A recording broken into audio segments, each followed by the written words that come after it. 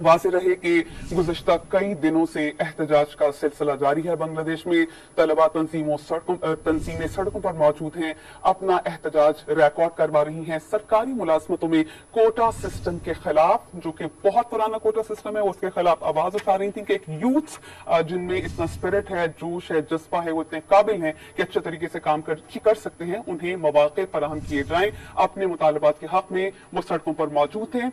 वाज़ेह रहे कि ये मामला अदालत में भी चला था, अदालत की जानिब से उनके मुतालबात मान लिए गए थे, लेकिन सूरत हाल चूंकि संगीन हो चुकी थी, उनको हुकूमत की जानिब से जो मुजाहिरीन सड़कों पर मौजूद हैं, शूट एट साइट यानी देखते ही गोली मारने के अहकाम दिए गए थे।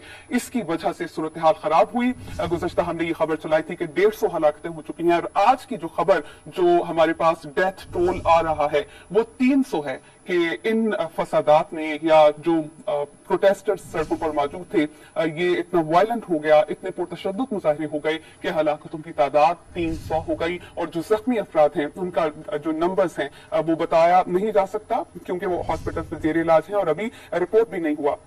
बहुत से अफराद जख्मी हैं, उन पर बहुत ज्यादा दबाव था, क्योंकि अगर शेख हसीना वाजिद अपने ओहदे से मुस्ताफी नहीं होती तो सूरत हाल मजीद अबतर और संगीन हो सकती थी।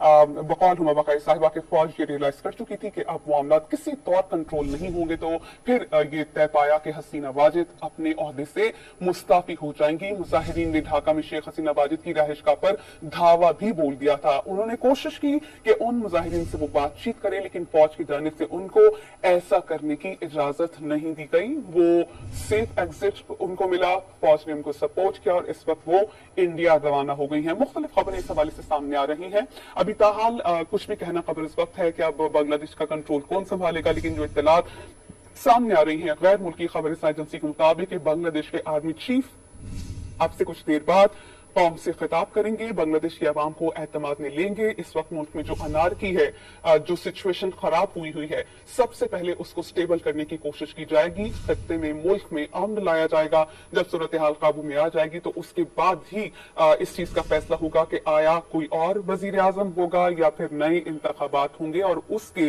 इंतखाबात के नतीजे में कोई नई हुकूमत मार्जे वजूद में आएगी। वाज़ेह रहे